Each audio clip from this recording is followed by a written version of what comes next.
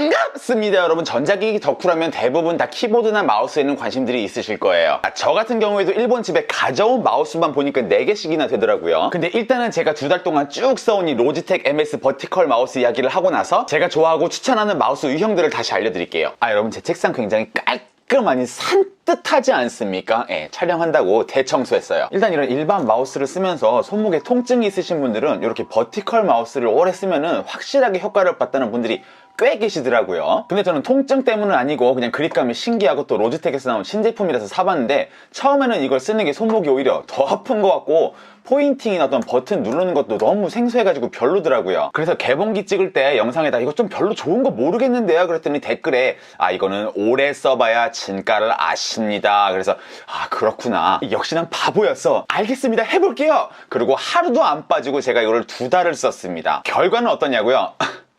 놀라지 마십시오. 정말로 어마어마하게 좋은 걸 하나도 모르겠어요. 물론 이게 숙달이 되니까 조작은 기가 막히게 합니다. 이 포인팅에 이제 미스도 안 나고 클릭도 내 맘대로 다 할 수도 있어요. 근데 이게 적응이 되면서 일반 마우스처럼 쓰기가 편해졌다는 거지 다른 애들보다 좋아졌다는 뜻은 아니에요. 그냥 계속 이런 마우스 썼으면 적응 기간 하나도 필요 없이 그냥 계속 잘 쓰고 있을 텐데, 굳이 어려운 걸 적응을 해가면서 이걸 잘 쓰게 됐지만 여기에 대해서 장점을 하나도 모르겠어요. 결론은 일반 마우스 쓰시면서 손목이 정말 너무 아프다 싶은 분들은 한 번쯤 써볼 가치가 있지만은, 그렇지 않으면 그냥 일반 마우스 쓰시는 게 좋습니다. 자, 그럼 제가 개인적으로 마우스를 고르는 기준 한번 말씀드려 볼게요. 일단 저는 마우스의 가격을 떠나서 이 그립감이,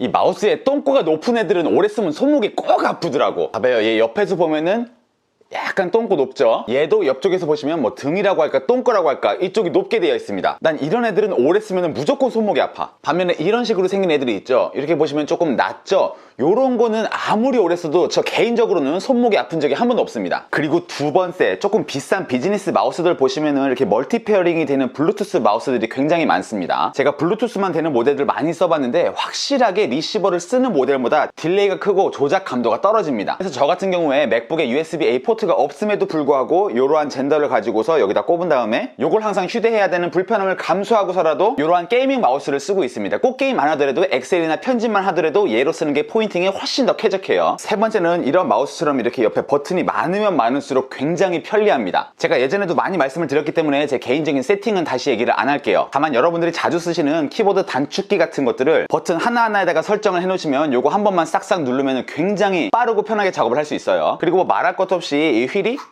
저항 모드 그리고 무저항 모드 2개를 지원하면 굉장히 편합니다. 그리고 마지막으로 우선순위는 조금 떨어지지만 가능하면 가벼운 마우스를 사용하시기를 추천드려요. 제가 써보니까 확실히 가벼운 애들이 무거운 애들보다는 이 장시간 작업 같은 거 할 때 손목에 무리가 훨씬 적더라고요. 가벼운 마우스 안 써보신 분들은 꼭 한번 써보시기를 추천드려요.